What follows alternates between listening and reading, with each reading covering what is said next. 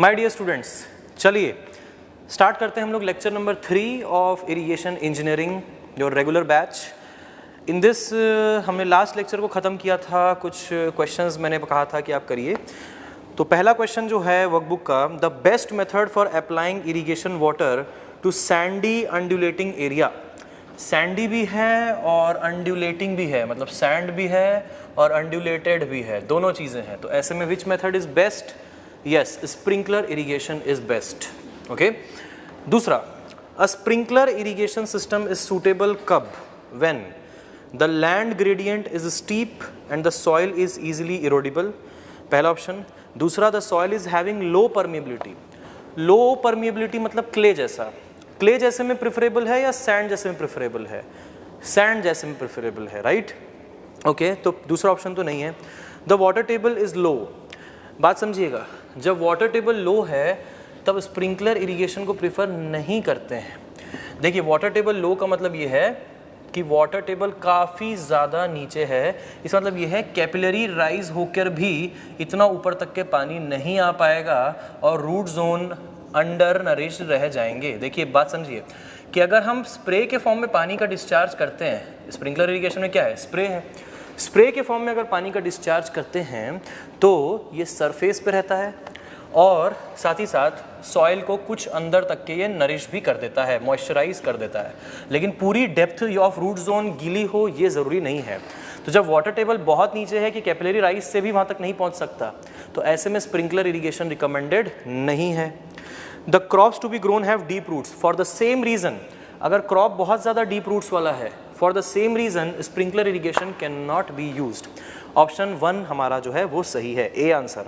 A sprinkler irrigation system is suitable when the land gradient is steep. Gradient अगर steep है, run off बहुत हो सकता है, तो हम थोड़ा थोड़ा डिस्चार्ज करेंगे। हम यहाँ पे क्या करेंगे? थोड़ा थोड़ा जो स्प्रे के फॉर्म में डिस्चार्ज करेंगे।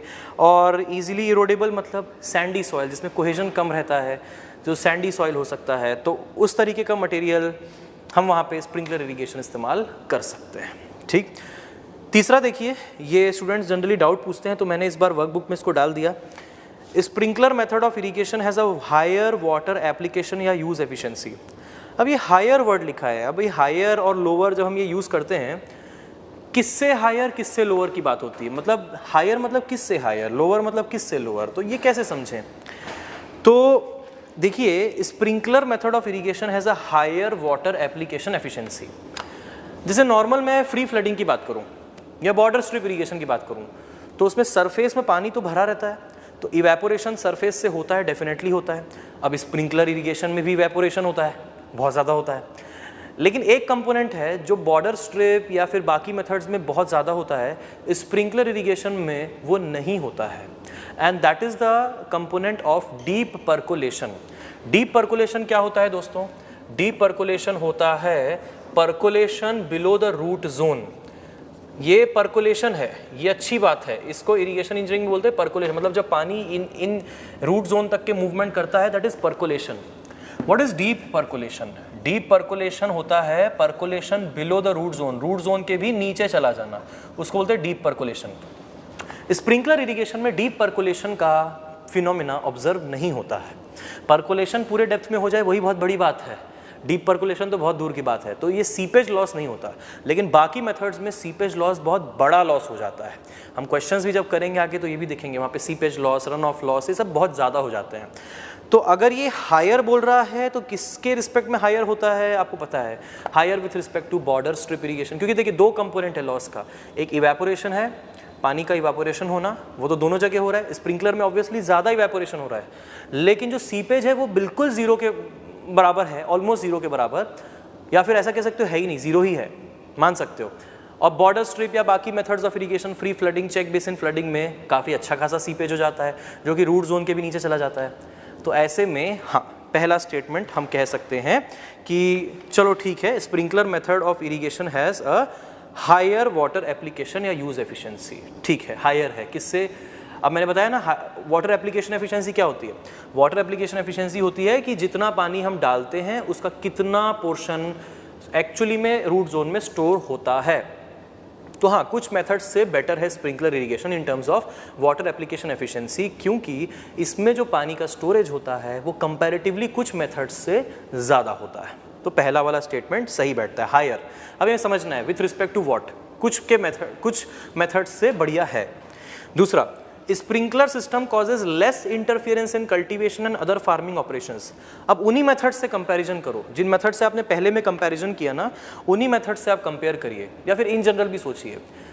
Sprinkler irrigation causes more trouble in the farming operations, tractor को मूव कराना, कटिंग करना, क्योंकि पूरे की पूरी फील्ड में नेटवर्क ऑफ पाइप है, स्प्रिंकलर्स है, नोजल्स वगैरह बनाए हुए हैं, तो it will cause definitely a lot of interference in those operations. ध्यान रखना पड़ता है while we are cutting it, moving the tractor, mowing जिसको कहते हैं, तो ये सब काम करते वक्त ध्यान रखना पड़ता है। तो यस, पहला वाला सही, sprinkler system causes less interference नहीं, मोर इंटरफियरेंस। दूसरा वाला गलत, तो आंसर इज सी, थर्ड का आंसर है सी। ठीक है, तो यहाँ पे ये हमारा चैप्टर जो है ये ख़त्म होता है, पहला यूनिट। अब हम आएंगे हमारे दूसरे यूनिट में, और दूसरा यूनिट है हमारे पास, चलिए दूसरे यूनिट पे आएंगे। दूसरा यूनिट है water logging and quality of irrigation water. तो चलिए let's start with that unit, water logging and quality of irrigation water. चलिए हेडिंग दीजिए, water logging and quality of irrigation water.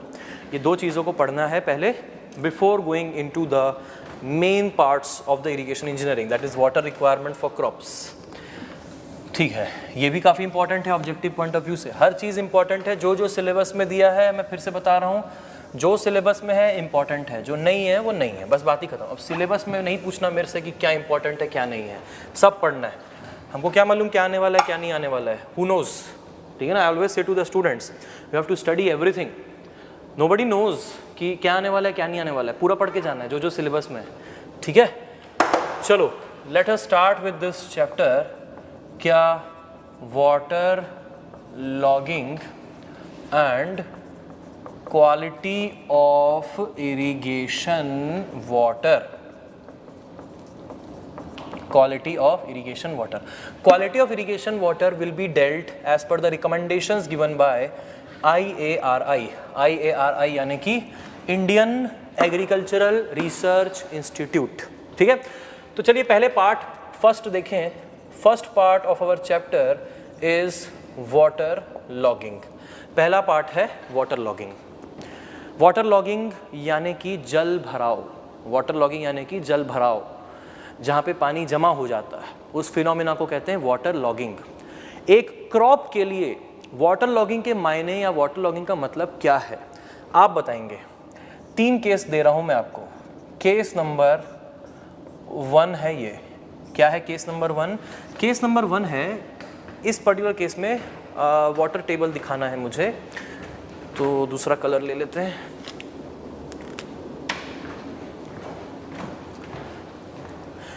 Case number 1 जिसमें water table है root zone के नीचे। Water table कहाँ पे? रूट जोन के नीचे है। ठीक। केस 2,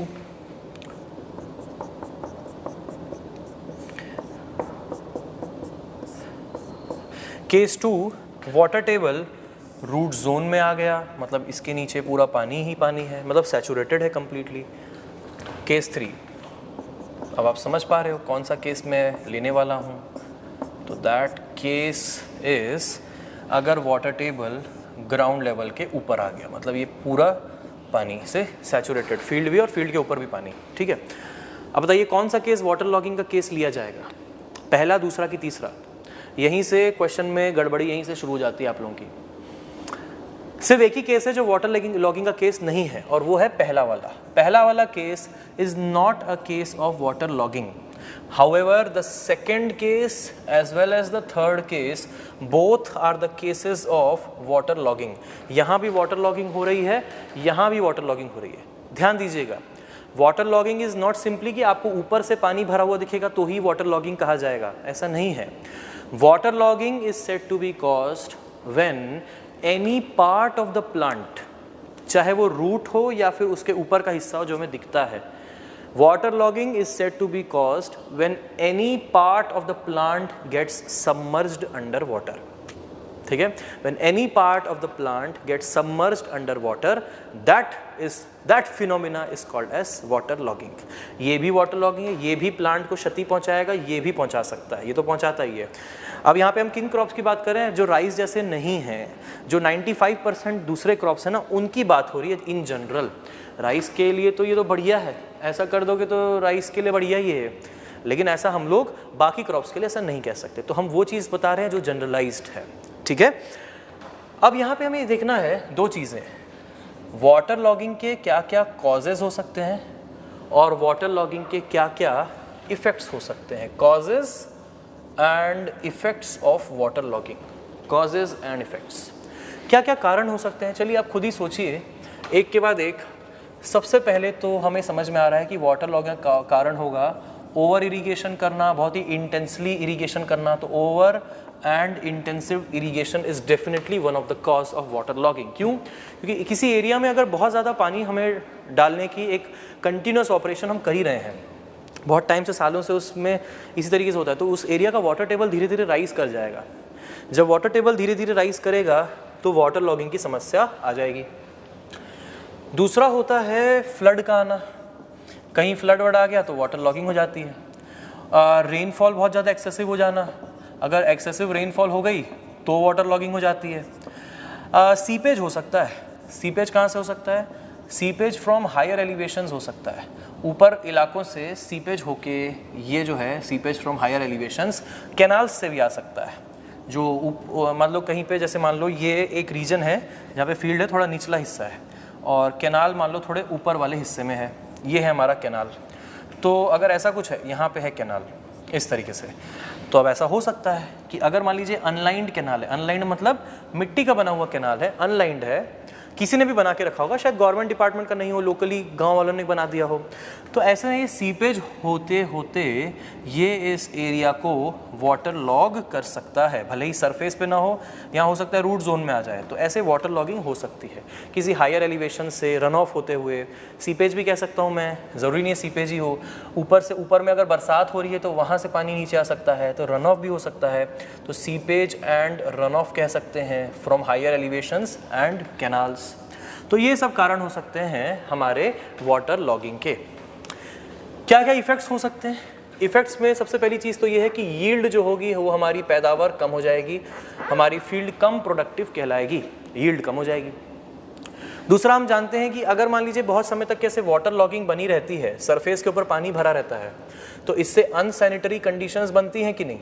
जैसे डेंगू, मलेरिया जो हम डिस्कशन किए थे, इस तरह के बीमारियां जो हैं पानी से ही तो जनरेट होती है, ठहरे हुए पानी से। Unsanitary conditions might get developed. तीसरा, salinity of the soil can increase. What can increase? Salinity of the soil can increase. अब यही पूरी कहानी हमको समझनी है salinity के ऊपर। यहाँ पे हमें salinity के ऊपर बहुत बड़ी कहानी पढ़नी है, समझनी है। salinity मतलब salt का पानी में होना, और जब salt पानी में होगा तो अल्टीमेटली वो सॉइल में भी सॉल्ट देता चला जाएगा। तो सॉइल में जो पानी होगा, ओवरऑल हम कहेंगे उस सिस्टम में सॉल्ट का कॉन्सेंट्रेशन बढ़ता जाएगा। तो मैंने लिखा है can, I am not saying it will definitely increase, it can increase, हो सकता है। क्या क्या कारण हो सकते हैं वो भी हमें पढ़ने हैं, ठीक है। तो चलिए, जो जितना भी मैंने यहाँ पे लिखा है पहले उतना डिक्टेट करा देता हूँ, उतना आप लोग नोट डाउन करिए, उसके बाद फिर अपन इतना लिख लेते हैं, उसके बाद फिर आगे देखते हैं। Give the heading. चैप्टर का नाम water logging and quality of irrigation water. Then give a subheading water logging. Give a subheading water logging. ठीक, चलिए लिखिए। An area is said to be waterlogged. An area is said to be waterlogged. L-O-G-G-E-D. An area is said to be waterlogged if the productivity of land gets reduced. If the productivity of land gets reduced, an area is said to be waterlogged if the productivity of land gets reduced due to high water table, due to high water table, productivity of land gets reduced due to high water table, full stop. This makes the soil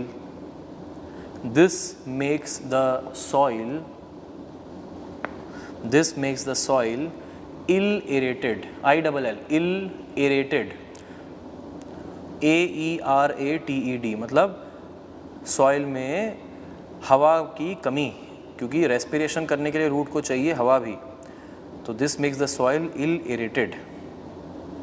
next point,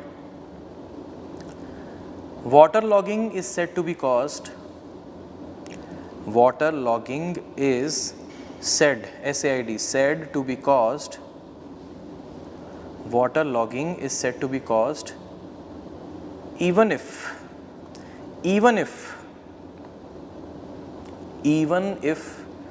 the root zone of the crop is submerged. Water logging is said to be caused even if the root zone of the crop is submerged. The root zone of the crop is submerged. इसके बाद ये 3 diagram बना लेंगे, ये तीनों दिखा देना diagram, दिख रहे हैं बोर्ड के? हाँ, तो ये तीनों डायग्राम आप बना देंगे 1 2 3. ये वाटर लॉगिंग के केस हैं, ये नहीं है, ठीक है? तीनों बना लीजिए, पॉज कर लो वीडियो, बना लो. इसके बाद give a sub heading causes, give a sub heading causes. Causes. First, over and intensive irrigation. Over and intensive irrigation. Over and intensive irrigation. Over and intensive irrigation. Second, seepage and runoff. Seepage and runoff. Seepage and runoff from higher elevations and canals. Seepage and runoff from higher elevations and canals. Third, excessive rainfall. Excessive rainfall. Excessive rainfall. Next, submergence due to flood. Submergence due to flood. Submergence due to flood. Next, और भी ऐसे कुछ हैं. Next, 5th point लिखिए, irregular topography. मतलब irregular topography उस जगह की टोपोग्राफी है, ऊपर नीचे चल रहा है, तो इस तरीके से अगर चलेगा तो जिन जगहों निचले हिस्सों में पानी भरने की समस्या हो सकती है, इस तरीके से इर्रेगुलर टोपोग्राफी. ऑलराइट, लिख लीजिए इर्रेगुलर टोपोग्राफी और टेरेन. इर्रेगुलर टोपोग्राफी और टेरेन, TERRAIN, इर्रेगुलर टोपोग्राफी और terrain. And last one, 6th one, inadequate natural drainage system. Inadequate natural drainage system. Natural drainage system nature ने बनाया है. ड्रेनेज सिस्टम कौन सा होता है? Natural drainage system. What is a natural drain? Natural drain is nothing but river.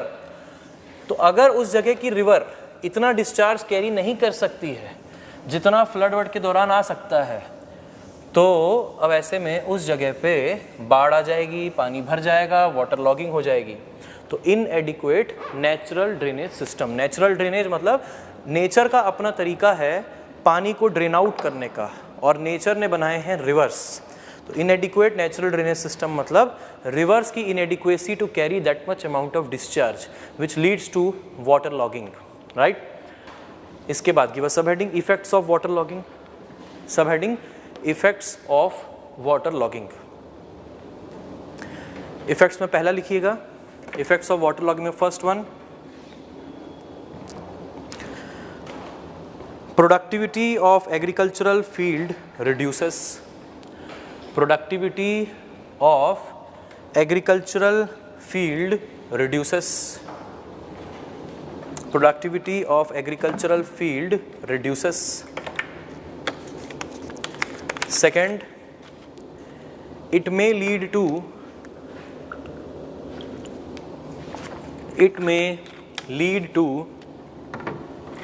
the spread of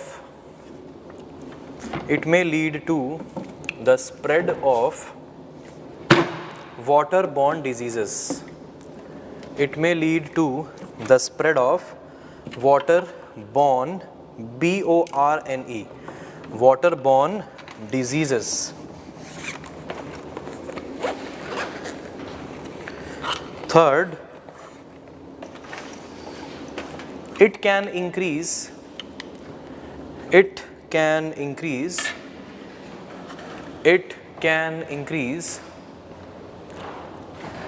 salt concentration or salinity of the soil. It can increase salt concentration or salinity of the soil. तो क्या देख रहे हैं हम लोग अभी हम लोग ये समझ रहे हैं कि how this salt concentration is affecting the soil. Salt concentration किस तरीके से सॉइल को अफेक्ट करता है वो देखेंगे. उसको देखने के लिए चलिए एक वीडियो की मदद से इसको समझेंगे. सैलिनिटी इन द सॉइल की, yes, this is the video which we need to see now. All right, देखिएगा ये है रूट. जो आपके अभी स्क्रीन में दिख रहा है वो है रूट. और नेचुरली देखिए सॉल्ट तो हर जगह प्रेजेंट है. Salt is nothing but the disintegration of rocks, जिसमें सॉइल तो बनता ही था और रॉक में ही सॉल्ट भी होता है और इसी वजह से सॉइल में सॉल्ट आ जाता है. सिंपल. तो नेचुरली सॉल्ट तो होगा ही. तो थोड़ा बहुत सॉल्ट, ये वाइट जो देख रहे हो ना, थोड़ा बहुत सॉल्ट है, वो तो होता ही है. You can not avoid the salt all together from the soil. Soil से सॉल्ट को पूरी तरीके से हटाया नहीं जा सकता. थोड़ा बहुत तो सॉल्ट होगा ही, लेट इट बी. सॉल्ट की टेंडेंसी को हमें समझना होगा कि सॉल्ट करता क्या है. सॉल्ट पहली चीज़ तो ये है कि होता क्या है. पहली बात तो ये समझनी पड़ेगी कि सॉल्ट होता क्या है. क्या NaCl सॉल्ट होता है? क्या सॉल्ट को डिफाइन करना है तो हम बोलेंगे NaCl इज अ सॉल्ट? ये तो एक टाइप ऑफ सॉल्ट है. सॉल्ट की जनरल डेफिनेशन कैसे, जैसे हम लोग एनवायरमेंटल इंजीनियरिंग में भी सॉल्ट की बातें करते हैं बहुत ज़्यादा. जो भी कोई कंपाउंड्स यूज़ करते हैं, एलम यूज़ करते हैं, फेरिक क्लोराइड, फेरस सल्फेट, जो कोएगुलेंट्स होते हैं वो यूज़ करते हैं. सब क्या हैं? वो सब सॉल्ट्स हैं. Salt in general is any such compound. Salt in general is any such compound which can get dissociated into a distinct positively charged and a negatively charged ion. Salt is a compound which can dissociate into a distinct positively charged and a negatively charged ion. Okay? तो ये positively charge जो ion होता है, जो proportion positively charge वाला होता है, उसको हम कहते हैं कैटायन. जो नेगेटिवली चार्ज वाला पोर्शन होता है उसको क्या कहते हैं? एनायन. तो जो कैटायन और एनायन में टूटता है, इसका जो बॉन्ड होता है आपस में वो होता है आयोनिक बॉन्ड. ये जो बॉन्ड होता है आपस में वो होता है एक आयोनिक बॉन्ड. ये आयोनिक बॉन्ड पानी में डालने के बाद टूटता है और पानी में सॉल्ट डिज़ोल्व होता है. लेकिन पानी की सॉल्ट को डिज़ोल्व करने की एक लिमिट होती है. उसके बाद वो पानी कंप्लीटली सैचुरेट हो जाता है विद द सॉल्ट और वो फर्दर डिज़ोल्व नहीं होता है. ये चीज़ हम लोग डिटेल में इक्वेशन के माध्यम से एनवायरनमेंट में देखते हैं. लेकिन हाँ, क्लासरूम में बहुत ज़्यादा इस पर डिस्कशन नहीं करते हैं. इसके लिए एक मैंने डेडिकेटेड वीडियो बना दी है, CTQ में बना दी है एक वीडियो डेडिकेटेडली, और वो है lecture number 1 of CTQ. CTQ का जो पहला लेक्चर है वो बन गया है, वो डल गया है. उसमें मैंने हर चीज़ बता दी है. पहले लेक्चर में जो बेसिक्स हैं पूरा एनवायरमेंटल इंजीनियरिंग का वो वहाँ पे मैंने क्लियर कर दिया है. तो वहाँ पे, और अभी जो मैंने थोड़ा बहुत बताया वो, तो अभी इरिगेशन के लिए जितना बताया उतना सफिशेंट है. ठीक है. अभी देखिए जो सॉल्ट होता है, सॉल्ट जो है बहुत सारे तरह तरह के सॉल्ट्स होते हैं. क्या NaCl एक सॉल्ट है? हाँ जी, बिल्कुल एक सॉल्ट है. क्या MgSO4 एक सॉल्ट है? जी बिल्कुल एक सॉल्ट है। कैल्शियम क्लोराइड सॉल्ट है? बिल्कुल सॉल्ट है। सब सॉल्ट ही है, क्योंकि इसमें एक डिस्टिंक्ट मेटालिक पोर्शन है और एक डिस्टिंक्ट नॉन मेटालिक पोर्शन है। ये किस बॉन्ड से बंधे हुए हैं? ये आयोनिक बॉन्ड से बंधे हुए हैं। पानी के आसपास आते ही इनका बॉन्ड टूटने लग जाता है। पानी के आसपास आते ही इनका बॉन्ड टूटने लग जाता है और पानी इस क्रिस्टलाइन स्ट्रक्चर को मतलब तोड़ने लग जाता है। पानी भी पोलर है, सॉल्ट भी पोलर है। पानी polar, salt polar. Polarity will attract counter polarity, positive will attract negative, negative will attract positive. इस तरीके से क्रिस्टलाइन स्ट्रक्चर डिस्ट्रॉय हो जाता है। अब ऐसे में यहाँ पे भी सॉल्ट है। अब जो कॉमनली जो प्रेजेंट सॉल्ट्स हैं सॉइल में, हम उनकी बात करेंगे, क्योंकि उनके नेचर से हमें एक ओवरऑल नेचर या बिहेवियर समझ में आएगा।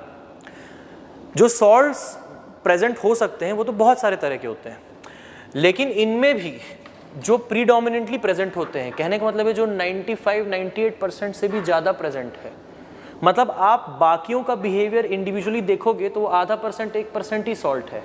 उसको ना देख करके जो सबसे ज़्यादा क्वांटिटी में प्रेजेंट है, हम उस पर फोकस करें तो हम उस बिहेवियर को अच्छे से समझ भी पाएंगे, पहली चीज़। दूसरा, अगर हमें रिमूव करना होगा सॉल्ट को, जो भी नुकसान पहुंचा रहा होगा सॉल्ट, तो अगर हमें रिमूव करना होगा तो रिमूव करने के लिए हम उनको टारगेट करेंगे जो सबसे ज़्यादा क्वांटिटी में है। ठीक है, तो जैसे अब यहाँ पे बात करें तो यहाँ पे 3 सॉल्ट होते हैं जो सबसे ज़्यादा क्वांटिटी में प्रेजेंट होते हैं। एक होता है सोडियम क्लोराइड, एक होता है सोडियम सल्फेट और एक होता है sodium carbonate.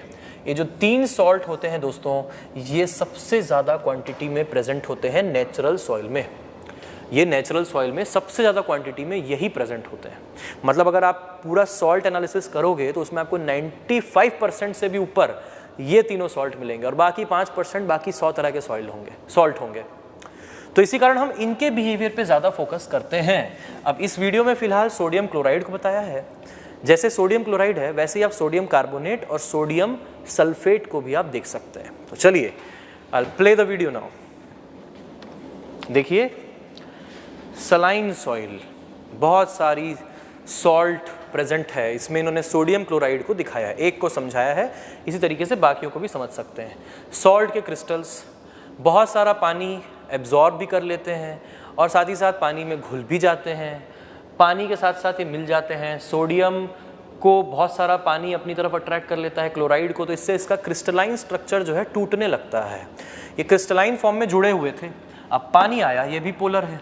Sodium positive, oxygen वो सोडियम को अट्रैक्ट करेगा और उस बॉन्ड को तोड़ेगा, सोडियम क्लोराइड वाले बॉन्ड को, और हाइड्रोजन क्लोराइड को अट्रैक्ट करके वो सोडियम क्लोराइड के बॉन्ड को तोड़ेगा। ऐसे कर करके ये बॉन्ड को तोड़ने लग जाते हैं। तो क्या होता है, एक और चीज़ है, बॉन्ड तो टूटता है वो तो ठीक है, लेकिन साथ ही साथ ये भी तो हो रहा है कि एक एक एटम के इर्द गिर्द हजारों molecules of water are being attracted. अब ये बोथ वेज आपको सोचना है। आपको ये भी सोचना है कि वाटर सोडियम और क्लोराइड को अलग अलग कर रहा है, लेकिन अगर वाटर सोडियम और क्लोराइड को अलग अलग कर रहा है तो ऐसा भी तो सोच सकते हैं कि सोडियम या फिर क्लोराइड बहुत सारे वाटर को अपने इर्द गिर्द अट्रैक्ट कर रहा है। सही बात है, तो यही चीज़ होती है। अच्छा, अगर मैं रिलेटिव साइजेस की बात करूं एटम्स की, तो सोडियम का एटम, सोडियम एटम और क्लोरीन का जो एटम है, जो क्लोराइड आयन बन गया, इनका साइज पानी से बहुत बड़ा होता है। मॉलिक्यूलर स्केल पे, एटॉमिक स्केल पे हम जाके देखेंगे तो इनका साइज पानी से बहुत बड़ा होता है और एक एक एटम हजारों लाखों पानी के पार्टिकल्स को अपने इर्द गिर्द अट्रैक्ट करके रख सकता है। इसका मतलब क्या है? इसका मतलब ये है, इसका मतलब रूट्स के लिए क्या है? इसका मतलब ये है कि salt retains a lot of water around itself. इसी कारण तो हमको बोला जाता है ना, बीपी के दौरान जब जिसको बीपी ज़्यादा होता है बोलते हैं नमक कम करो, और बीपी कम है तो बोलते हैं नमक बढ़ाओ अपनी डाइट में। यही बात है, salt retains a lot of water and when the water gets retained in the body, somebody who is already a heart patient, kidney patient, जिसको इस तरीके के कार्डियोवास्कुलर डिजीजेज हो चुके हैं पहले भी, तो ऐसे में उसका बीपी अगर हाई होगा तो फिर से वो खतरा बन जाता है। तो ये सॉल्ट रिटेन करता है बहुत सारा, सॉल्ट रिटेन करता है बहुत सारा पानी। अब ये देखो, अब रूट को थोड़ा बहुत सॉल्ट था सॉइल में, थोड़ा बहुत सॉल्ट है, उससे खास फर्क नहीं पड़ता, कोई बात नहीं, रूट को पानी भरपूर मिलता रहेगा। लेकिन जब सॉल्ट कॉन्सेंट्रेशन बहुत बढ़ जाएगी, यूएस में 67% of the land almost is affected like this, बंजर ज़मीन है वहाँ की। हम इंडिया में बहुत लकी हैं कि हमारे ज़मीन इतनी बंजर नहीं है। We have to take care of our land. देखिए क्या हो जा रहा है, क्या हालत हो गई, क्यों हुआ ऐसा? क्योंकि अगर सॉल्ट कॉन्सेंट्रेशन अगर over a period of time बढ़ता चला गया, तो जब हम पानी डालेंगे तो ये सॉल्ट ही खूब सारा पानी अपने अंदर ले लेगा, और जब ये खूब सारा पानी एब्जॉर्ब कर लेगा तो ऐसे में रूट के लिए पानी जो है वो कम बचेगा। अब एक बार कम बचा, चलो कोई बात नहीं, इस फसल में थोड़ी सी पैदावार कम हुई, अगली फसल में सॉल्ट कॉन्सेंट्रेशन और बढ़ गया था। बढ़ने के बहुत सारे कारण हैं, अभी मैं बताऊंगा बढ़ने के कारण क्या क्या हो सकते हैं। गंदा पानी होगा इस्तेमाल करने से बहुत सारे कारण हो जाते हैं। तो अगली बार थोड़ी और पैदावार कम होगी, इसके बाद over a period of time कंसिक्यूटिवली हम और करते चले जाएंगे। एक पॉइंट ऑफ टाइम ऐसा आएगा जब पैदावार हो ही नहीं पाएगी, ज़मीन बंजर कहलाएगी, बंजर ज़मीन, या फिर अशर सॉइल कहते हैं। अशर सॉइल और बंजर सॉइल, हिंदी में बंजर, इंग्लिश में अशर सॉइल। तो ऐसे में सॉल्ट बहुत खतरनाक हो सकता है, रूट्स को ग्रो होने नहीं देता है। जो हम पानी सप्लाई करते हैं वो चला जाता है सॉल्ट की रिक्वायरमेंट को सेटिस्फाई करने में, वो वहाँ पे चला जाता है। तो ये एक बड़ी समस्या है, समझ रहे हैं, ये एक बहुत बड़ी प्रॉब्लम है। चलिए लाइट ऑन करिए, अब इनके साथ आगे की बात करें, उसके बाद फिर एक वीडियो पे आएंगे। तो जैसा कि मैंने बताया, affect of salt in soil की बात हो रही है। तो effect of salt in soil, इसकी बात हो रही है। ये जो effect of salt in soil है, इसमें हम उन सॉइल की बात कर रहे हैं, उन सॉल्ट्स की बात कर रहे हैं जो बहुत ज़्यादा क्वांटिटी में पानी में प्रेजेंट हो सकती हैं। जो पानी में सबसे ज़्यादा क्वांटिटी में प्रेजेंट होगी वो सॉइल में भी सबसे ज़्यादा क्वांटिटी में दिखाई पड़ेगी, और वो होते हैं सोडियम के सॉल्ट्स। और उसमें sodium chloride, sodium sulphate and sodium carbonate होते हैं। समझे? Sodium chloride, sodium sulphate, sodium carbonate. तो प्रीडोमिनेटली हम इन्हीं पे फोकस करते हैं। बाकी और भी सॉल्ट हैं, ऐसा नहीं है, ये भी है और बाकी भी है। तो सोडियम क्लोराइड और सोडियम सल्फेट ये दोनों एक कैटेगरी में रखे जाते हैं, और सोडियम कार्बोनेट को अलग रखा जाता है। ऐसा इसलिए because of the colour of efflorescence produced by them, because of the colour of efflorescence produced by them. What do we mean by efflorescence?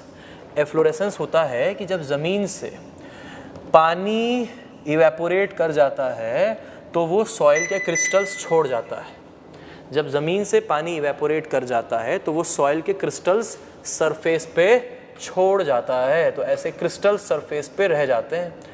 ये जो क्रिस्टल सरफेस पे रह जाते हैं, जो एक परत बना देते हैं सरफेस पे, इसी लेयर को हम कहते हैं एफ्लोरेसेंस। इसी लेयर को हम कहते हैं एफ्लोरेसेंस। ये जो एफ्लोरेसेंस इनका बनता है, सोडियम क्लोराइड और सोडियम सल्फेट का, दीज आर वाइट कलर्ड, तो they produce white efflorescence, they produce white efflorescence. Sodium carbonate का कलर होता है ग्रेइश ब्लैक या फिर ब्लैक, प्योर फॉर्म में काला होता है। वैसे ग्रेइश ब्लैक जो है, थोड़ा बहुत इम्प्योरिटी रहती है ना सॉल्ट में, तो ग्रेइश ब्लैक रहता है यूजुअली। तो सोडियम कार्बोनेट जो प्रोड्यूस करेगा एफ्लोरेसेंस, वो वही प्रोड्यूस करेगा जो उसका खुद का कलर है, तो ब्लैक एफ्लोरेसेंस कॉज करता है।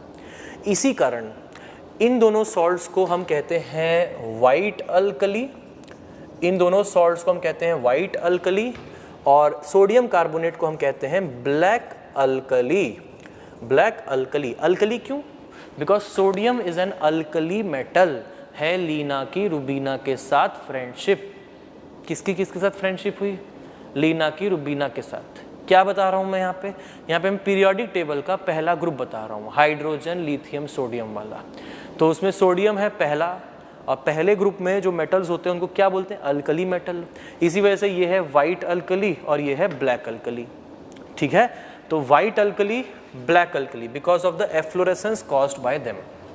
ठीक है, प्रॉपर्टी इनकी देखिए, प्रॉपर्टी इनकी ऐसी है कि सोडियम क्लोराइड और सोडियम सल्फेट पानी में डिसॉल्व ज़्यादा होते हैं, ये they dissolve more in water, they dissolve more in water, ठीक है।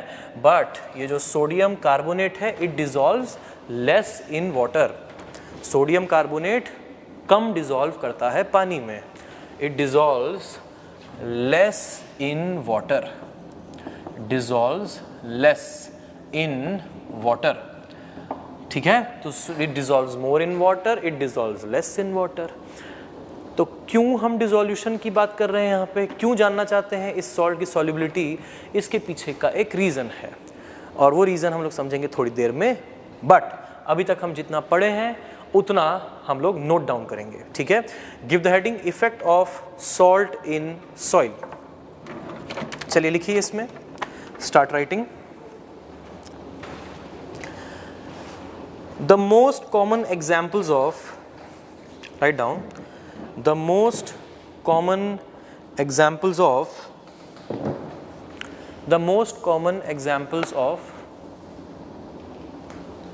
injurious salts, the most common examples of injurious, injurious, injurious salts present in soil are sodium chloride NaCl,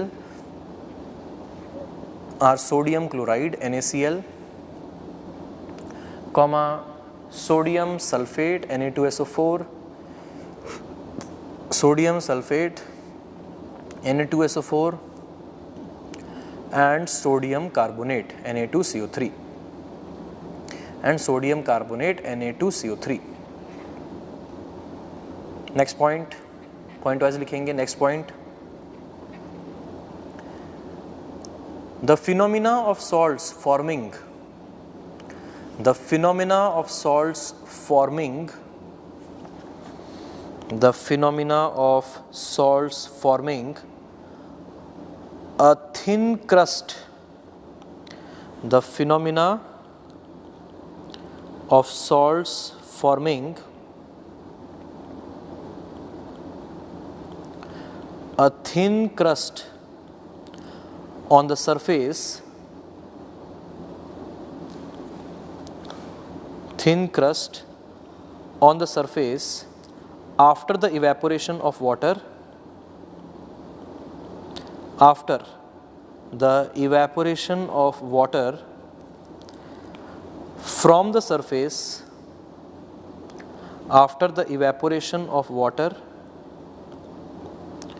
after the evaporation of water from the surface is called as efflorescence, is called as efflorescence, is called as efflorescence, okay, EFF LORESCENCE, EFFLORESCENCE,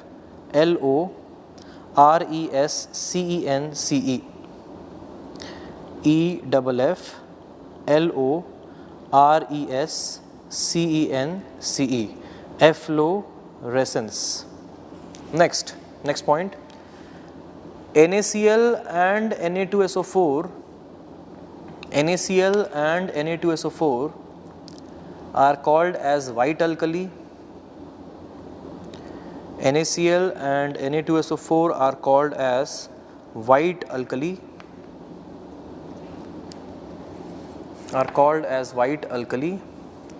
as they produce white efflorescence, are called as white alkali as they produce white efflorescence, as they produce white efflorescence. Next, Na2CO3 यानी sodium carbonate, Na2CO3 is called as black alkali, Na2CO3 is called as black alkali as it produces black efflorescence, Na2CO3 is called as black alkali as it produces black efflorescence.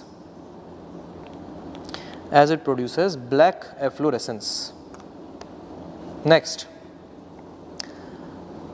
white alkali is more soluble in water.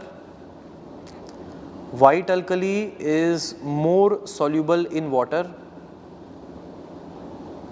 White alkali is more soluble in water as compared to black alkali.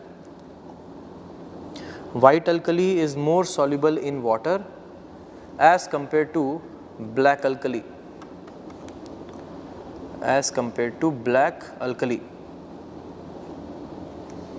Next, a salt affected soil becomes unproductive. A salt affected soil becomes unproductive. A salt affected soil becomes unproductive and is called as saline soil. And is called as what? Saline soil. And is called as saline soil. SALINE, saline soil. Next point, if salt efflorescence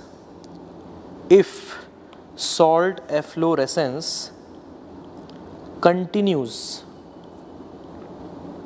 if salt efflorescence continues for a long period,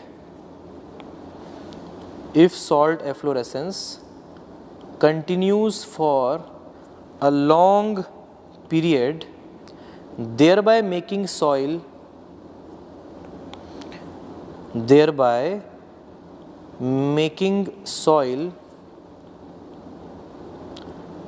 highly unproductive,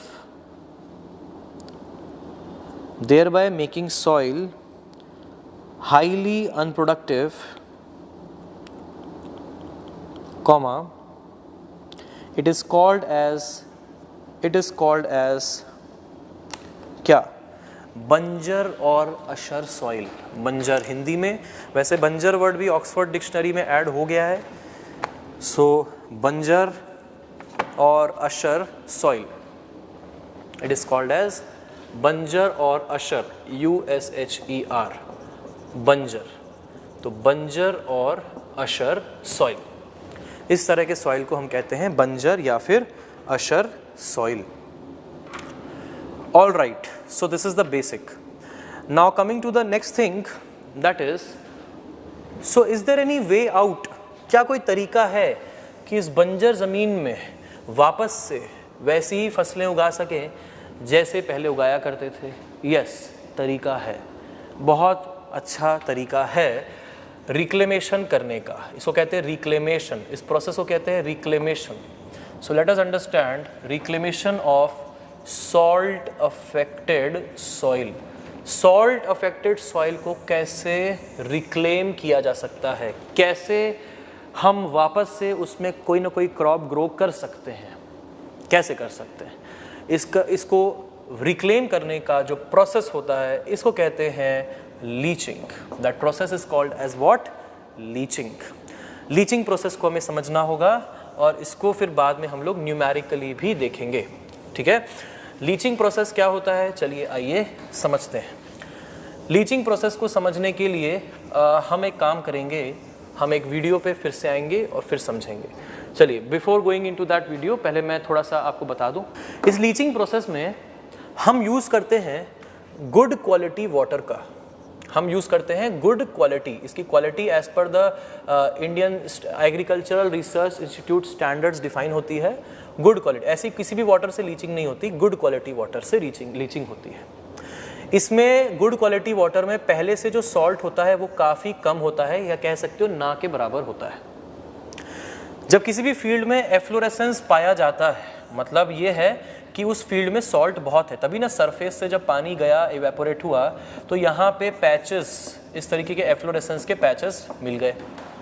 तो क्या किया जाता है, इसमें excess good quality irrigation water को use करके extra जो पानी निकलता है उसको फील्ड से बाहर ड्रेन आउट किया जाता है। जैसे मान लो खेती बाड़ी का काम चल रहा है, कोई क्रॉप ग्रो हो रहा है, लेकिन अब ये भी पता चल गया है कि क्रॉप तो ग्रो कर रहा है अभी फ़िलहाल, लेकिन उस फील्ड में सॉल्ट बढ़ रहा है। तो जब हम इरिगेशन करेंगे तो हम क्रॉप की नीड को तो सेटिस्फाई करेंगे ही, तो जो क्रॉप को ग्रो करने के लिए चाहिए वो तो हम सेटिस्फाई करेंगे, लेकिन हमें मान लीजिए ऐसे पैचेस ऑफ सॉल्ट दिखाई दे रहे हैं ब्लैक अल्कली, वाइट अल्कली के, तो हम क्या करेंगे, हम जब पानी डिस्चार्ज करेंगे तब हम इसमें एक एडिशनल यानी तो एक्स्ट्रा वाटर भी इसके ऊपर डालेंगे। एक्स्ट्रा वाटर जो हमें पता है कि प्लांट यूज़ नहीं करेगा, हमें मालूम है बहुत अच्छे से कि वो प्लांट यूज़ नहीं करेगा क्योंकि वो एक्स्ट्रा है, उतना पानी डालेंगे जितना सॉइल स्टोर भी नहीं कर सकता, उससे ज़्यादा ही डाल देंगे। और जो एक्स्ट्रा वाटर निकलेगा उसको यहाँ से हटा लिया जाएगा, ड्रेन आउट कर लिया जाएगा।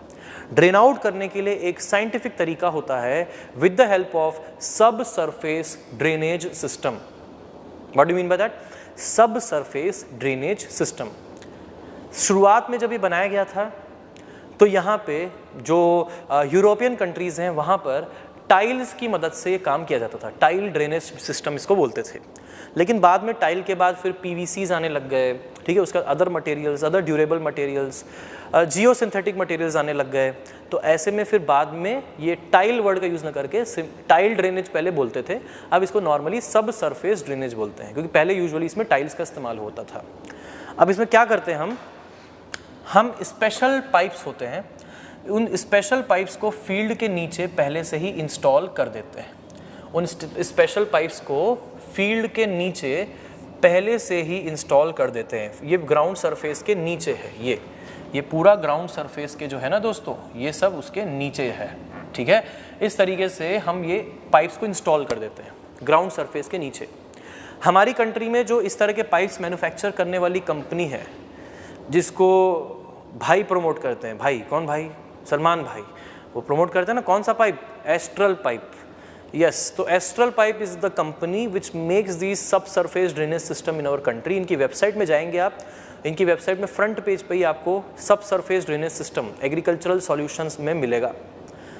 कैसे पाइप्स होते हैं ये पाइप्स ऐसे होते हैं, यूजुअली इनके ऊपर में परफोरेशंस होते हैं, इनके ऊपर में ऐसे परफोरेशंस होते हैं। जब कभी भी आप एक्स्ट्रा पानी डालते हैं तो क्या करेगा, वो extra water, good quality water जिसमें सॉल्ट कम है, वो फील्ड के सॉल्ट को डिज़ोल्व करेगा, वो फील्ड के सॉल्ट को डिज़ोल्व कर देगा और खुद में डिज़ोल्व करने के बाद वो नीचे आएगा। जब नीचे आएगा तो इस ड्रेनेज सिस्टम में एंटर करेगा, इस ड्रेनेज सिस्टम में ऊपर में जो परफोरेशन है वहाँ से एंटर करेगा और इस ड्रेनेज सिस्टम को हम क्या करते हैं, एक एंगल पे प्लेस करते हैं और ये जो छोटे छोटे जो पाइप्स होते हैं इनको हम एक कनेक्ट करते हैं एक बड़े पाइप से। इनको कनेक्ट करते हैं किससे? एक बड़े या मेन पाइप से।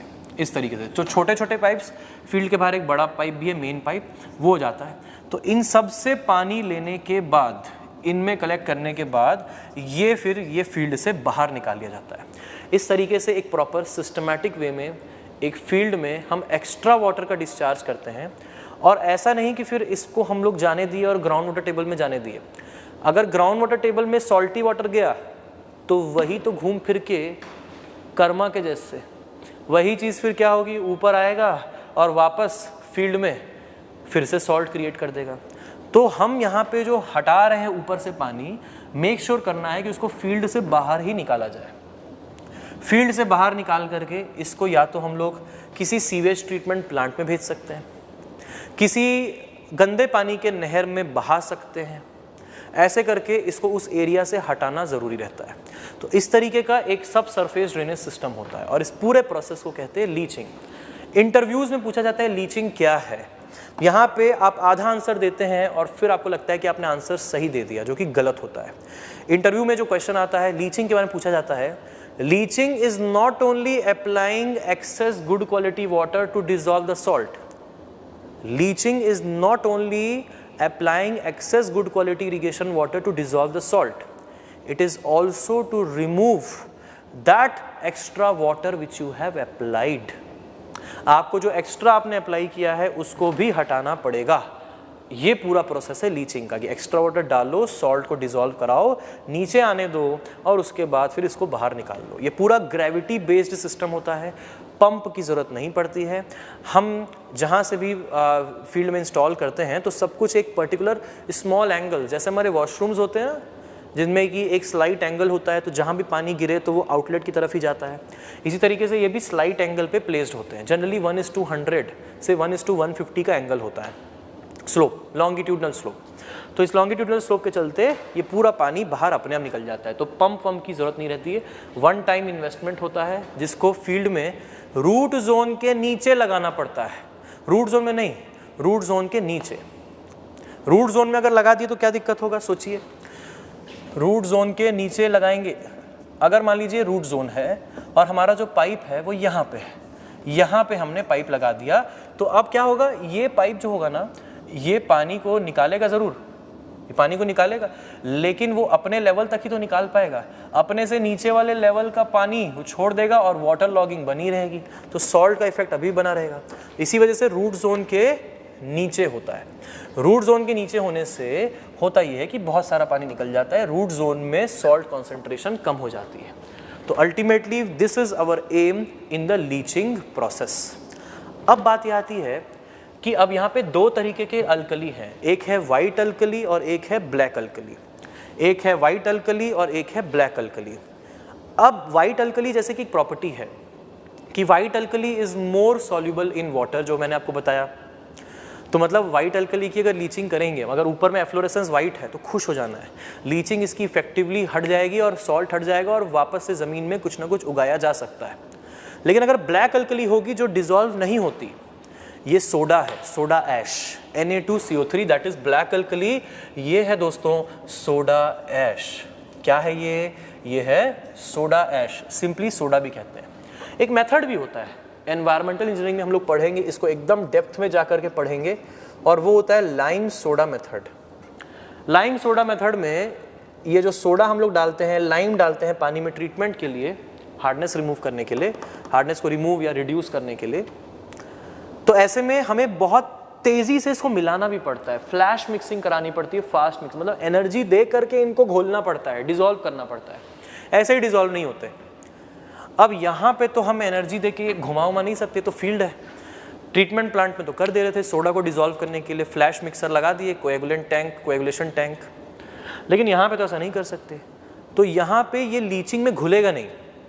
क्या होगा, आपने पानी तो डाला लेकिन ये सॉल्युबल है ही नहीं, सॉल्युबल बहुत कम है ये, तो आपने पानी तो डाला लेकिन डिसॉल्व भी नहीं हुआ, तो लीचिंग का फ़ायदा ही नहीं हुआ। डिसॉल्व करके हटाएंगे ना, तो डिसॉल्व भी नहीं हुआ, हटेगा ही नहीं। इसके लिए एक सॉल्यूशन है दोस्तों, और सॉल्यूशन ये है कि हम यहाँ पे यूज़ करते हैं जिप्सम। क्या यूज़ करते हैं, जिप्सम। जिप्सम यानी कि CaSO4। हम क्या करते हैं, जो लीचिंग के लिए जो पानी डाल रहे हैं, या तो उसमें या फिर सॉइल में जिप्सम का छिड़काव कर दिया जाता है। जिप्सम का छिड़काव, जहाँ जहाँ पे ब्लैक ब्लैक पैचेस दिख रहे हैं उसके ऊपर जिप्सम डाल दो। ये जिप्सम CaSO4 रिएक्शन करता है Na2CO3 के साथ और बनाता है Na2SO4 प्लस CaCO3 ये जो प्रोडक्ट, ये जो रिएक्टेंट थे, ये कंपैरेटिवली लेस सॉल्युबल नेचर के थे, कंबाइंडली बात कर रहा हूँ मैं। अब ये जो प्रोडक्ट बने हैं ये कंपैरेटिवली मोर सॉल्युबल हैं, ये कंपैरेटिवली ज़्यादा सॉल्युबल हैं, और चूंकि ये कंपैरेटिवली ज़्यादा सॉल्युबल हैं, अब इनकी अगर लीचिंग की जाए तो लीचिंग अब बेहतर वे में हो जाएगी। ऑलराइट, ये CaCO3 जो आप देख रहे हैं, कैल्शियम कार्बोनेट, ये प्रेसिपिटेट नहीं बनता। कैल्शियम कार्बोनेट यहाँ पे ये हमारा जो है ये प्रेसिपिटेट फॉर्म में नहीं होता, ये हमारा डिसॉल्व्ड फॉर्म में बनता है। इसको अल्कलाइन फॉर्म ऑफ CaCO3 भी कहा जाता है। क्यों कहा जाता है, जब हम अल्कलिनिटी पढ़ेंगे एनवायरमेंटल इंजीनियरिंग में तब आपको बताएंगे, ठीक है, कि इसको अल्कलाइन फॉर्म क्यों कहा जाता है। तो ये जो यहाँ पे बनता है ये प्रेसिपिटेट वाला CaCO3 नहीं बनता, ये डिसॉल्व्ड वाला बनता है। तो ऐसे में less soluble combination has become a more soluble combination. तो जब भी कभी ब्लैक एफ्लोरेसेंस ऊपर में दिखे तो हमें क्या करना होगा, हमें लीचिंग वाटर में या फिर सॉइल में ही जिप्सम का छिड़काव कर देना होगा। या तो लीचिंग वाटर में थोड़ा जिप्सम ऐड कर दो, या फिर आप जो है सॉइल के सरफेस के ऊपर ही जिप्सम का सॉल्यूशन का छिड़काव कर दें। तो ऐसे में जब आप जिप्सम को स्प्रे कर देंगे ऊपर में तो अपने आप वो रिएक्शन हो जाएगी और लीचिंग इफेक्टिव हो जाएगी। तो ये है लीचिंग का थ्योरेटिकल वे। इसके बाद इसको हम लोग न्यूमेरिकली भी कर सकते हैं, बट पहले हम लोग उसको लिख लेते हैं। पहले लिखेंगे, फिर एक वीडियो देखेंगे, उसके बाद इसके न्यूमेरिकल पार्ट पे आएंगे। चलिए, give the heading reclamation of salt affected soil. Reclamation of salt affected soil. लिखिए, it is done by the process of leaching. It is done by the process of leaching. Full stop. Next, in this process,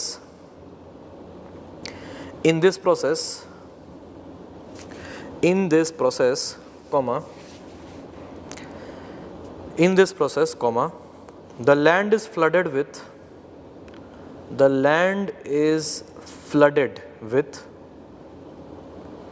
in this process, comma, the land is flooded with adequate quantity of water. The land is flooded with adequate quantity of water. The land is flooded with adequate quantity of water. Next, the salts present in the soil get dissolved. The salts present in the soil get dissolved in this water. The salts present in the soil get dissolved in this water.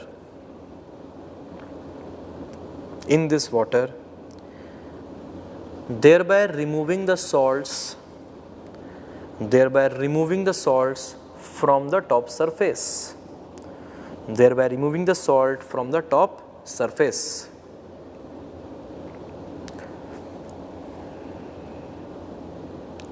Next, this process is repeated. This process is repeated. This process is repeated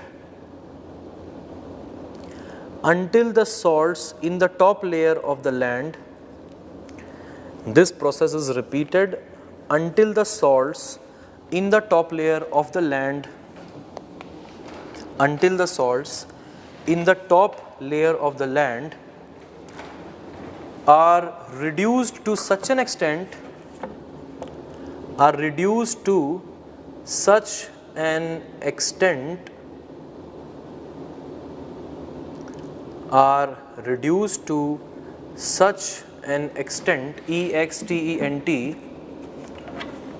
that some inferior crops can be grown. That some inferior crops can be grown. Some inferior crops can be grown. Full stop. This process is called as leaching. This process is called as leaching. Next, since black alkali is less soluble, since black alkali is less soluble,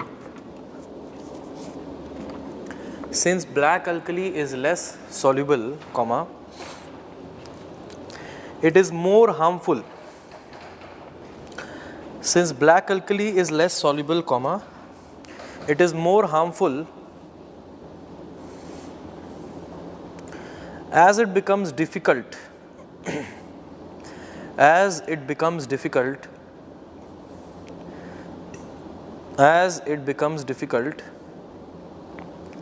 to remove it by leaching. As it becomes difficult to remove it by leaching. As it becomes difficult to remove it by leaching. Therefore, therefore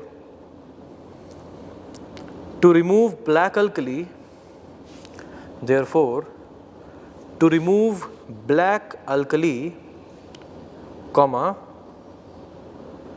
therefore to remove black alkali, comma, gypsum should be added to the soil, gypsum should be added to the soil or in the leaching water. Gypsum should be added, gypsum should be added to the soil और इन the leaching water, या तो soil में डालिए gypsum को या तो leaching water में ही डाल दीजिए, बात वही होगी, अल्टीमेटली रिएक्शन हो जाएगा। और क्या रिएक्शन होगा वो लिखिएगा यहाँ पर, ये जिप्सम है हमारा CaSO4, तो less soluble combination becomes a more soluble combination, make this, इसको बनाइए।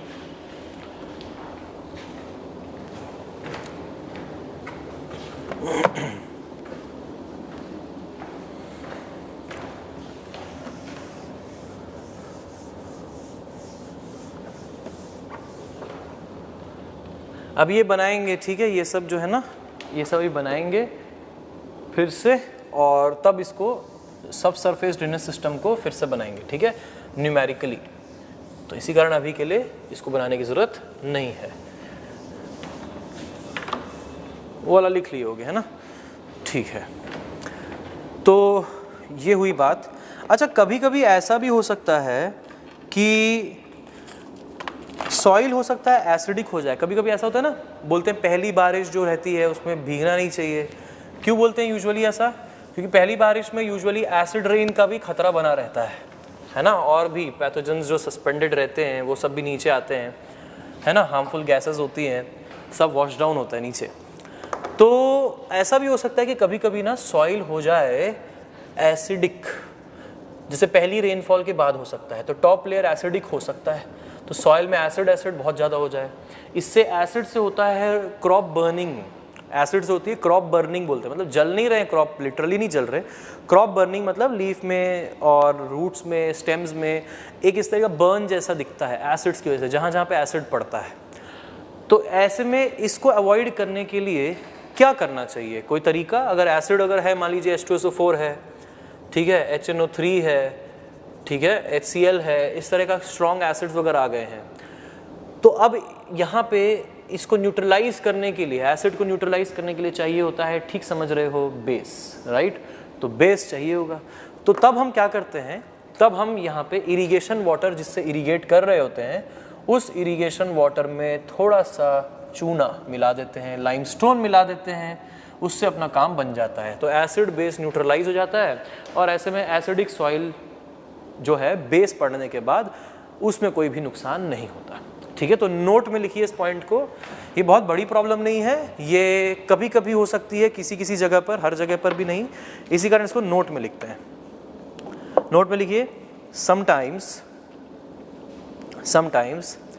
The soil may be acidic, sometimes the soil may be acidic which can be reclaimed, sometimes the soil may be acidic which can be reclaimed by the use of basic salts, which can be reclaimed by the use of basic salts such as limestone, by the use of basic salts such as limestone, basic salts such as limestone, ठीक है।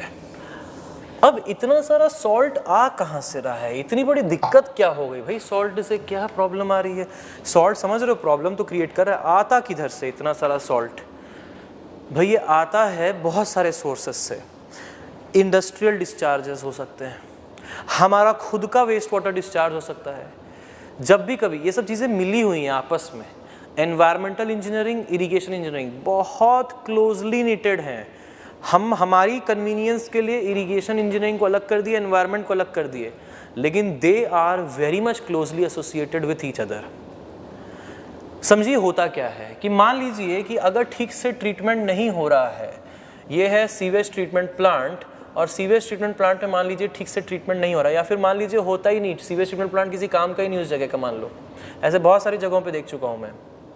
तो अगर ऐसा है तो अब अगर हम मान लीजिए डिस्चार्ज करेंगे अनट्रीटेड सीवेज या not at all treated sewage, तो रिवर को करेगा पल्यूट। अब रिवर में क्या होगा ना, बहुत सारे सॉल्ट अक्यूमुलेशन होगा। क्यों होगा? क्योंकि हमारे डोमेस्टिक और इंडस्ट्रियल सीवेज में, domestic sewage plus industrial sewage carries a lot of salt. हम खाते भी हैं, हमारे खाने में भी सॉल्ट होते हैं अलग अलग तरीके के। सिर्फ सॉल्ट बोलता हूँ, सिर्फ सोडियम क्लोराइड मत सोचा करो, बहुत सारे सॉल्ट होते हैं। तो ऐसे में बहुत सारे सॉल्ट्स होते हैं डोमेस्टिक सीवेज में भी, इंडस्ट्रियल सीवेज में भी। अगर अनट्रीटेड रह गया या पार्शली ट्रीटेड रह गया तो रिवर्स में, वाटर बॉडीज़ में over a period of time accumulate होगा सॉल्ट। और जब सॉल्ट अक्यूमुलेट होगा तो सोचिए समझिए कि जैसे मान लीजिए यहाँ पे कोई फील्ड वगैरह है, ठीक है। अब इस जगह का, ये पूरी फील्ड्स हैं, अब इस जगह का इरिगेशन डिपार्टमेंट क्या कर रहा है, यहाँ पे कहीं पे बैराज बनाया, ठीक है, और बैराज बनाने के बाद यहाँ से एक कैनाल निकाला और ये पूरी फील्ड में इस कैनाल के थ्रू सप्लाई करवा रहा है। अब ये यहाँ पे है सॉल्ट कॉन्सेंट्रेशन इसमें ज़्यादा, अब इसमें सॉल्ट कॉन्सेंट्रेशन ज़्यादा है तो ये पूरी फील्ड में सॉल्ट भर जाएगा। अब आज चलो एक दिन में तो फ़र्क समझ में नहीं आएगा, लेकिन ये तो रोज़ का काम है, हर साल का काम है। अब ऐसे में 1 साल 2 साल 3 साल तो चल जाएगा, लेकिन 1 डेकेड 2 डेकेड 3 डेकेड के बाद ये बहुत कैटास्ट्रॉफी शो कर सकता है। शायद ये ज़मीन पूरी तरीके से बंजर ही हो जाए, क्योंकि कॉन्स्टेंटली यहाँ पे सॉल्ट लोड हो रहा था। आपको पता है 2009 से 2019 IARI की रिपोर्ट के हिसाब से 2009 से 2019 में इंडिया में 8% लैंड सॉल्ट अफेक्टेड हो गया है, सिर्फ इन 10 सालों में। 10 सालों में 8% of the land, that's a big deal. दिन 10 सालों में 8% of the land in India has become salt affected. इसके पहले जो था वो तो था ही, इन 10 सालों में 8% और हो गया है। तो ये समझिए एक बहुत ही बड़ा इशू है, और ये बहुत जगहों से ऑब्टेन हो सकता है। नेचुरली तो होता ही, तो जो नेचर में एक बैलेंस बना रहता है कि बहुत ज़्यादा भी नहीं, बहुत कम भी नहीं, थोड़ा बहुत है, लेकिन हमारी एक्टिविटीज़ की वजह से ये सब चीज़ें डिस्टर्ब हो जाती हैं। तो ये एक वे है।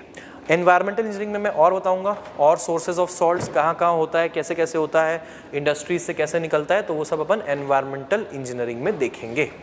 तो ये सब चीज़ें बहुत ही क्लोजली कनेक्टेड हैं, ठीक है। अब देखते हैं हम एक वीडियो। आपको मैं यहाँ पे एक और प्रॉब्लम दिखाना चाहता हूँ सॉल्ट की वजह से। जब एक्सेसिव सॉल्ट होता है ना तो क्या होता है वो मैं आपको दिखाना चाहता हूँ।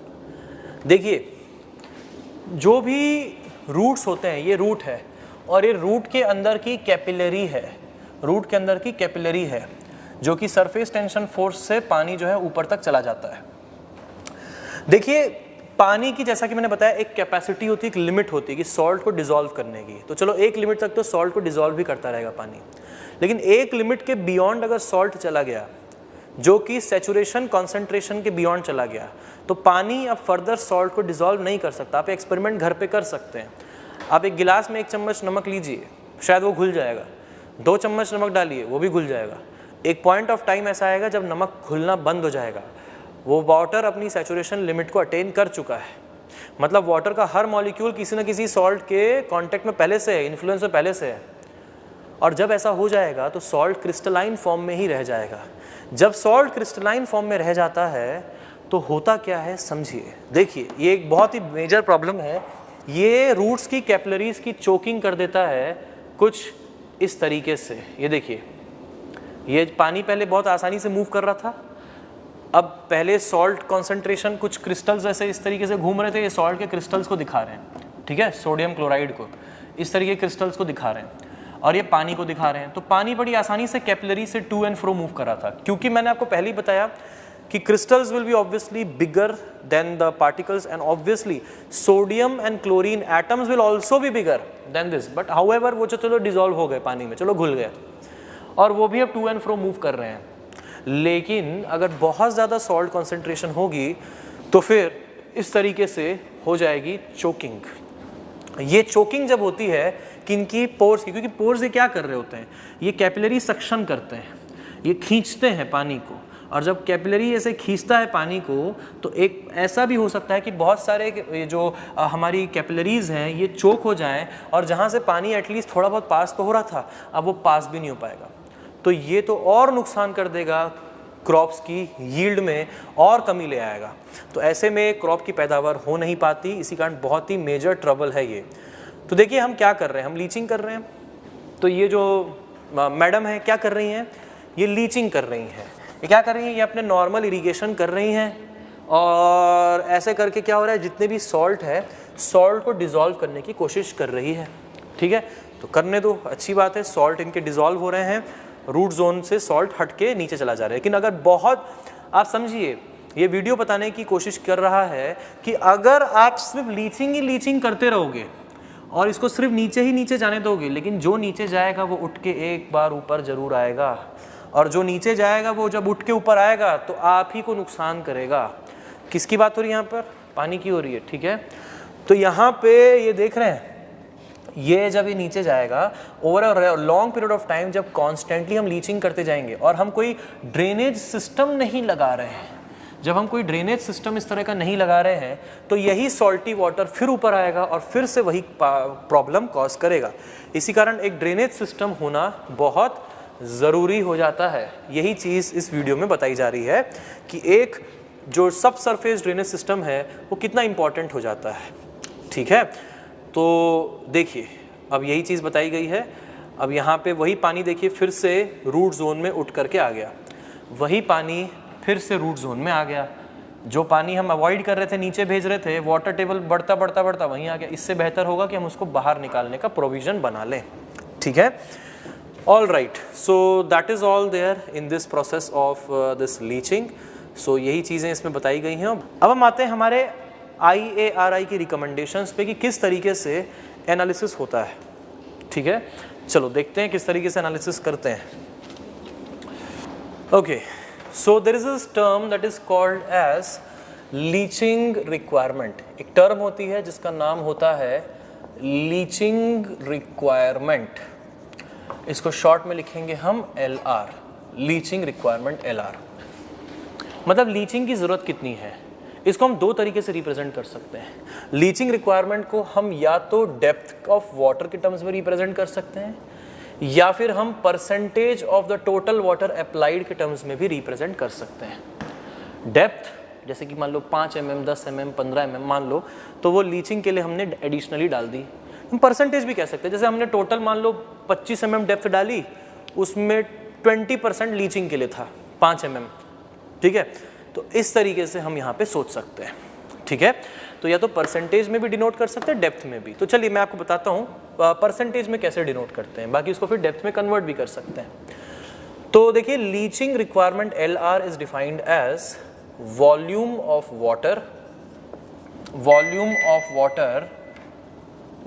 Of water drained for leaching, volume of water drained for leaching divided by volume of irrigation water applied. आपने पानी कितना अप्लाई किया, इरिगेशन वाटर अप्लाइड कितना है वो, और उसमें से कितना पोर्शन ड्रेन आउट करवाया गया है लीचिंग के लिए, मल्टीप्लाइड बाय 100। जैसे एग्जांपल के तौर पे कि मान लीजिए कि ये है हमारा सिस्टम। ठीक है, इसमें एक सब सरफेस ड्रेनेज सिस्टम भी है। उसमें से हमने मान लीजिए टोटल वॉल्यूम जो ड्रेन आउट कराया, मान लो पहले टोटल वॉल्यूम हमने डाला 1000 मीटर क्यूब, उसमें से मान लो 300 मीटर क्यूब पानी हमने ड्रेन आउट करवा दिया। तो हम कहेंगे हमारा लीचिंग का रिक्वायरमेंट आया 300 बाय 1000 गिविंग अस 30%। हम कहेंगे 30% है हमारा लीचिंग का रिक्वायरमेंट। अब वॉल्यूम के टर्म्स में नहीं, यूजुअली तो हम डेप्थ के टर्म्स में रिप्रेजेंट करते हैं। तो वॉल्यूम क्या है, वॉल्यूम कुछ नहीं है, डेप्थ मल्टीप्लाइड बाय एरिया होता है। अब देखिए सिंपल सी बात है, जिस एरिया में इरिगेशन वाटर अप्लाई हुआ है, जिस एरिया में इरिगेशन वाटर अप्लाई हुआ है वहीं से वाटर ड्रेन आउट भी हुआ है। तो एरिया ऊपर वाले टर्म के लिए और नीचे वाले टर्म के लिए, दोनों के लिए क्या है, सेम है ना। एरिया ऊपर वाले टर्म के लिए, नीचे वाले, क्योंकि जिस एरिया में अप्लाई हुआ है उसी एरिया से तो लीचिंग हुई है, वहीं से ड्रेनिंग भी हुई है। जहाँ अप्लाई नहीं हुआ वहाँ से ड्रेनिंग कैसे होगी, और जहाँ अप्लाई होगा वहाँ ड्रेनिंग होगी। तो ऐसे में हम इसको ऐसा भी लिख सकते हैं। अब कैमरा को आप इधर लेके आना, ठीक है। इसको हम ऐसा भी लिख सकते हैं, कैसे? Area of the field multiplied by depth of water multiplied by depth of water drained for leaching, depth of water drained for leaching divided by area of field multiplied by depth of irrigation water applied। ठीक बात है, area दोनों के लिए same है। अब ये दोनों एरिया जो है ये कट जाएंगी, तो हम यूजुअली इसको डेप्थ के टर्म्स में रिप्रेजेंट करते हैं, और डेप्थ के टर्म्स में depth of water drained for leaching को रिप्रेजेंट करते हैं डी से, और depth of irrigation water applied को रिप्रेजेंट करते हैं डी से मल्टीप्लाइड बाय 100। तो ऐसे में लीचिंग की रिक्वायरमेंट हो जाती है D upon D I by 100। What is DD? DD is the depth of water drained for leaching। Area cut गया। अब डेप्थ के टर्म्स में बात करेंगे, सिंपल, कि जैसे मान लीजिए 10 mm डाला आपने, 10 mm से मान लीजिए 3 mm ड्रेन आउट हो गया, तो ऐसे में लीचिंग रिक्वायरमेंट हमारी हो गई 30%। तो या तो आप परसेंटेज में ऐसे डिनोट कर सकते हैं, परसेंटेज में मालूम है तो वहाँ से आप इसको डेप्थ में कन्वर्ट भी कर सकते हैं, एक ही बात है, ठीक है। तो ये हुई हमारी लीचिंग रिक्वायरमेंट लिखने का तरीका। और भी तरीके हैं इसको लिखने के। अगर हमारा ये क्रॉप है और हमारा कोई और कंपोनेंट ऑफ लॉस हम कंसिडर नहीं कर रहे हैं फिलहाल के लिए, और कंपोनेंट ऑफ लॉसेस भी आएंगे अगले चैप्टर में, अभी के लिए आप समझिए कि जैसे हमने मान लीजिए पानी डाला, इस पानी का यूज़ जो है वो दो ही है, मतलब ये इरिगेशन वाटर है। अब इसका दो ही काम है मान लीजिए। पहला काम है क्रॉप की ग्रोथ में पार्टिसिपेट करना, इसका पहला काम क्या है? क्रॉप की ग्रोथ करवाना, ठीक है। और दूसरा काम क्या है? लीचिंग करवाना, लीचिंग वाला पानी बाहर निकल जाएगा, तो लीचिंग करवाना, दो काम है। तो जितना वॉल्यूम हम सप्लाई करेंगे उसमें से एक पोर्शन तो लीच आउट हो गया, और दूसरा पोर्शन क्रॉप की ग्रोथ में इस्तेमाल हो गया। दूसरा पोर्शन कहाँ इस्तेमाल हुआ? क्रॉप की ग्रोथ में। तो ऐसे में क्या हमें लिख सकते हैं कि टोटल इरिगेशन वाटर की depth is equal to crop के द्वारा यूज की गई डेप्थ प्लस लीचिंग वाली डेप्थ, लिख सकते हैं कि नहीं? अगेन डेप्थ कंजर्वेशन बोलो, वॉल्यूम बोलो या मास बोलो, सब एक ही बात है यहाँ पे, ठीक है। तो अब यहाँ पे क्रॉप की ग्रोथ में जो पानी यूज होता है, इसको टेक्निकली कहा जाता है consumptive use of the crop या फिर इवेपोट्रांसपिरेशन। कंजम्पटिव यूज और इवेपोट्रांसपिरेशन डिनोटेड बाय CU। क्योंकि जो पानी यहाँ पे एक्चुअली में स्टोर होता है, वो जो पानी यहाँ पे स्टोर होता है वो इवेपोरेशन और ट्रांसपिरेशन दोनों में जाता है। इसके बारे में चर्चा हम लोग डिटेल में नेक्स्ट चैप्टर में करेंगे, बट अभी के लिए समझे कि कंजम्पटिव यूज उस पानी को लेते हैं जो क्रॉप की ग्रोथ में यूटिलाइज होता है। अब इसमें इवेपोरेशन कंपोनेंट क्यों लिया गया वो समझाएंगे आपको हम अगले चैप्टर में, ठीक है।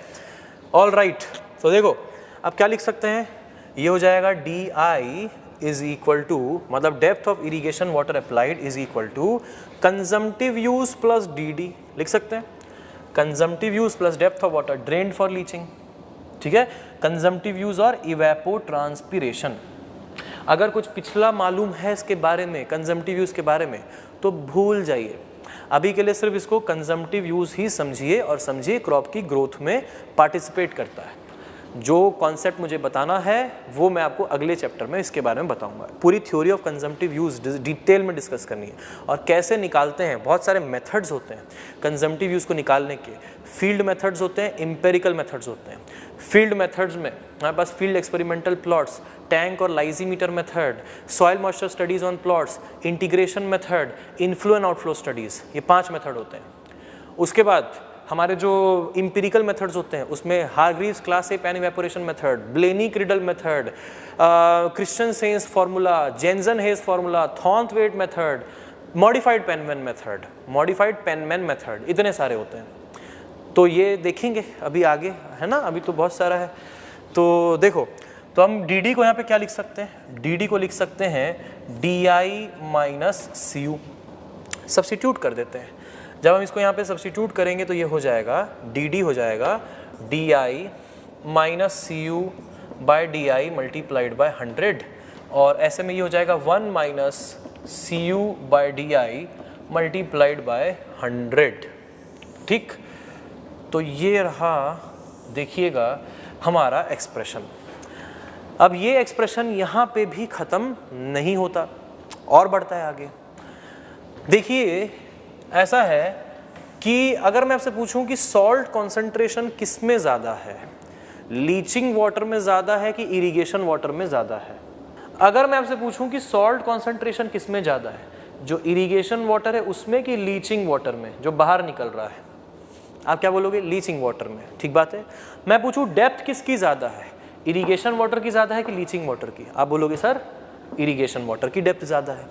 इसका मतलब जिसकी डेप्थ ज़्यादा है उसका कॉन्सेंट्रेशन कम है, और जिसकी डेप्थ कम है उस पर सॉल्ट कॉन्सेंट्रेशन ज़्यादा है। इसीलिए IARI ने कहा है कि लीचिंग रिक्वायरमेंट, जिसको आप लिख रहे हो DD/DI × 100, इसको आप CI/CD × 100 भी लिख सकते हो।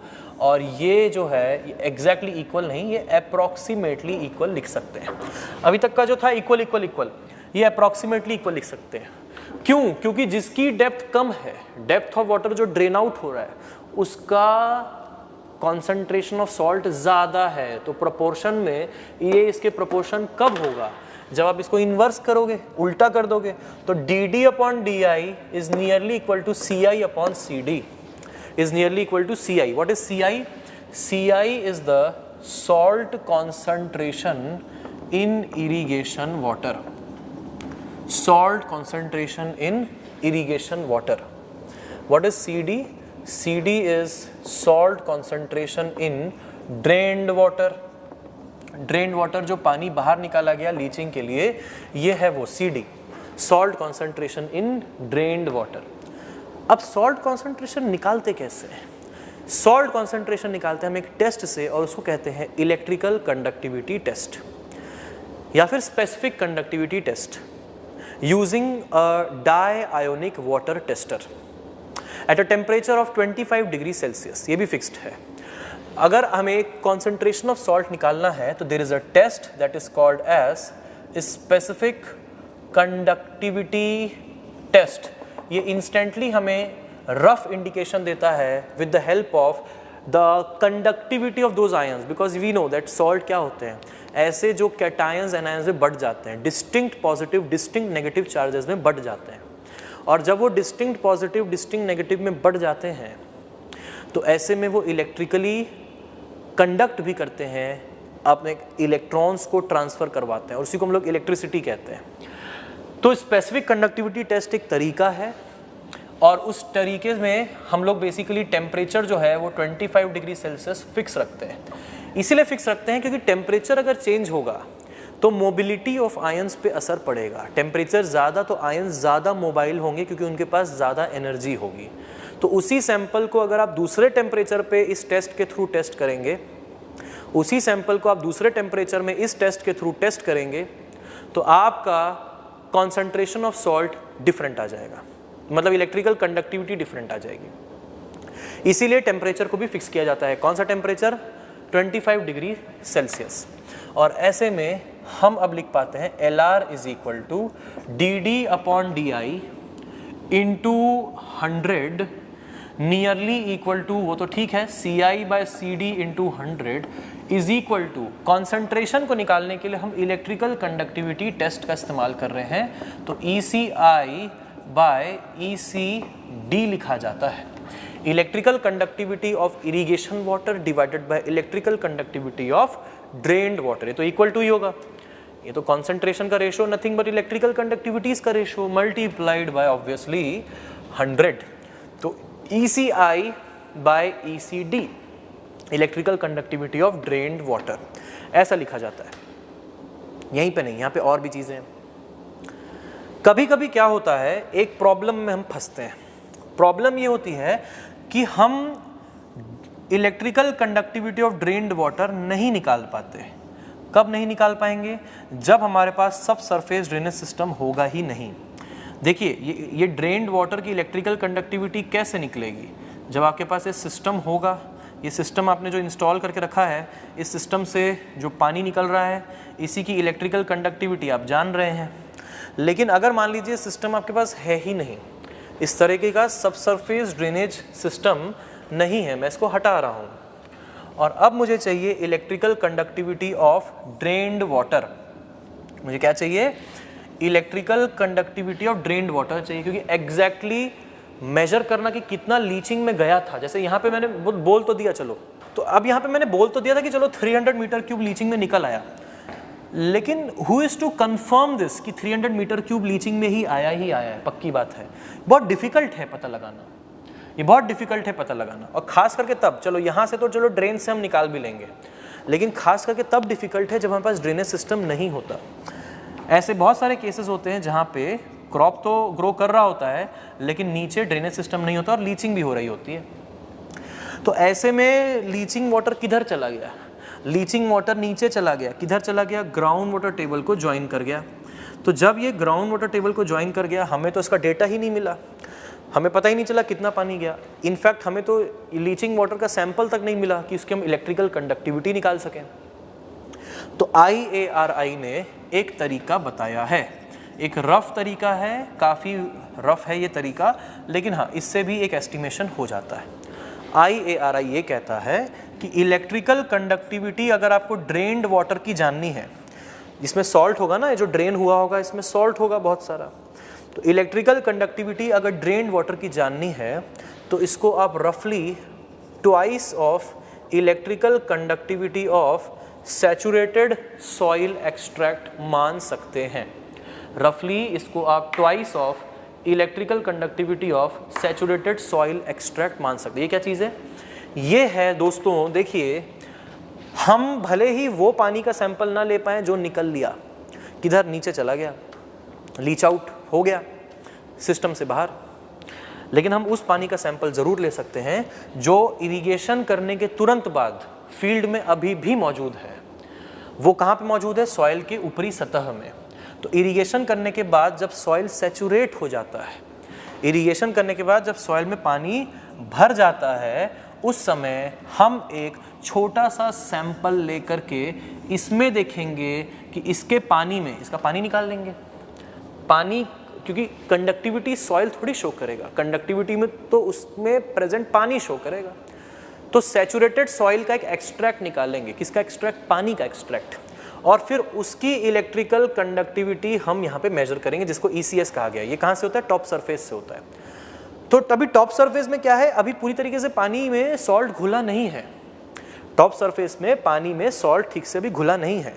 ये ड्रेनिंग होती, धीरे धीरे नीचे जाता तो और सॉल्ट को घोल करके जाता, तो इलेक्ट्रिकल कंडक्टिविटी ड्रेन्ड वाटर की और ज़्यादा मिलती। इसीलिए इलेक्ट्रिकल कंडक्टिविटी जो ड्रेन्ड वाटर की जो निकल ली नीचे, उसको हम कहते हैं twice of electrical conductivity of saturated soil extract. समझे? हाँ, तो अब very good. Electrical conductivity of drained water is nearly twice of electrical conductivity of saturated soil extract, जिसके चलते हम LR को ये भी लिख सकते हैं। लीचिंग रिक्वायरमेंट को जो हम ये सब लिख रहे थे, इसी के आगे मैं यहाँ पे लिख देता हूँ, ये हटा देता हूँ, इसको अलग कर लेता हूँ, और इसी के आगे मैं लिख देता हूँ नियरली इक्वल टू, एक और नियरली इक्वल टू साइन है, electrical conductivity of irrigation water divided by twice of electrical conductivity of saturated soil extract multiplied by 100। इस तरीके से लिखा जाता है ये, इस तरीके से ये फाइनली लिखा जाता है। तो इस तरीके से लीचिंग रिक्वायरमेंट डिफाइन होती है। तो ये टर्म है लीचिंग रिक्वायरमेंट, ये यूज़ होती रहेगी फ्रीक्वेंटली, जहाँ जहाँ पे भी लीचिंग की ज़रूरत पड़ेगी वहाँ पे ये यूज़ होती रहेगी। तो चलिए, अब आप, आई होप कि अभी तक आप समझ रहे होंगे। अब आई हमारे लिखने की बारी, सीक्वेंस में लिखाता हूँ हर चीज़ को। Give the heading leaching requirement. Leaching requirement लिखिए, the excess water required to meet the excess water required to meet the excess water required to meet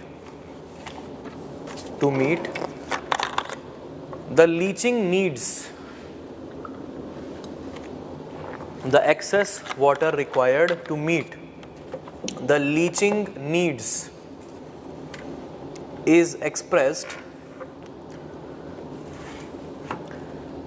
the leaching needs is expressed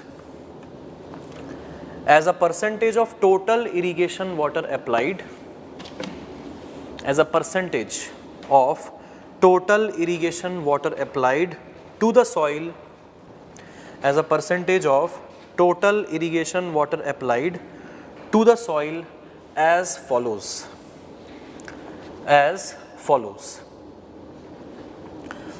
As a percentage of total irrigation water applied to the soil as follows. अब आप क्या करो, यहाँ पे ले आओ, इधर इधर, ठीक है, और ये लिखना है नोट्स में, ये बनाइए लीचिंग रिक्वायरमेंट, ये लिखिए volume of water drained for leaching bye volume of irrigation water applied into 100, ये लिखना है पहले, ठीक है। उसके बाद एग्जाम्पल के तौर पर ये बना लेंगे, ये आपका एग्जाम्पल है, ठीक है, दिस इज़ योर एग्जाम्पल, इसको बना लेंगे, ठीक है। इसकी अभी के लिए ज़रूरत नहीं है, इसको तो आगे अपन को डिटेल में डिस्कस करना है, ठीक है, तो इसको इसी कारण अभी के लिए हटा रहे हैं। उसके बाद तो इतना बनाएंगे, पहले वीडियो को पॉज कर दो, ये अब बना लो, अब अपन आगे बढ़ते हैं, ठीक है, ठीक है। ये तो अब यहाँ से आप लिख लीजिए पूरा area of the field into depth, area of the field into depth, तो सब एरिया कट जाएगा, मल्टीप्लाइड बाय 100 हो जाएगा, ठीक है, राइट। CU क्या है, CU को लिख देंगे यहाँ पे, CU होता है कंजम्पटिव यूज़, कंजम्पटिव यूज़ मतलब वो पानी जिसका एक्चुअली में प्लांट की ग्रोथ में पार्टिसिपेशन है, ठीक है, वो कंजम्पटिव यूज़ कहलाता है, CU, इसको लिख देंगे। वीडियो को पॉज कर दो, ठीक है, ठीक है, ये भी लिख लेंगे, ठीक, चलो बढ़िया, राइट।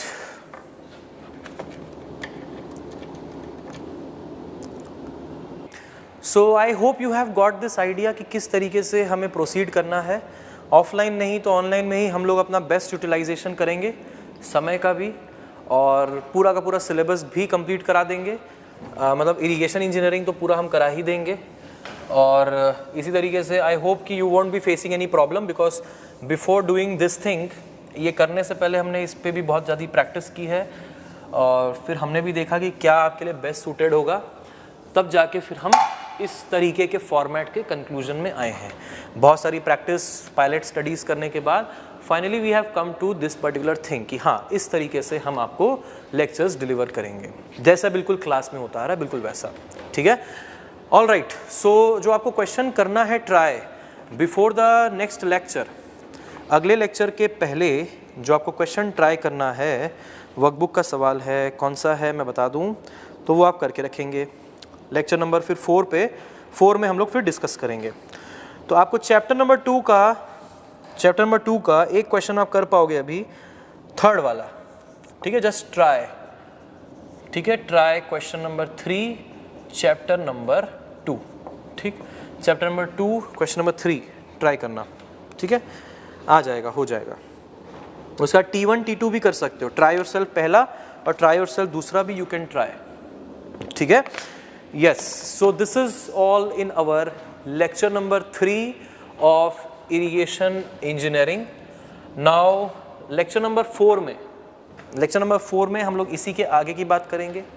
सब सरफेस ड्रेनेज सिस्टम को कैसे डिज़ाइन करते हैं वो देखेंगे, उसके एनालिसिस कैसे होती है, और क्वालिटी ऑफ इरिगेशन वाटर के क्या क्या पैरामीटर्स हमारे IARI ने दे रखे हैं, कौन कौन से पैरामीटर्स, जैसे पीने के पानी के पैरामीटर्स होते हैं वैसे ही इरिगेशन वाटर के भी वेरियस पैरामीटर्स होते हैं, उनको देखेंगे, ठीक है। तो चलिए, this is all there in this lecture, thank you so much.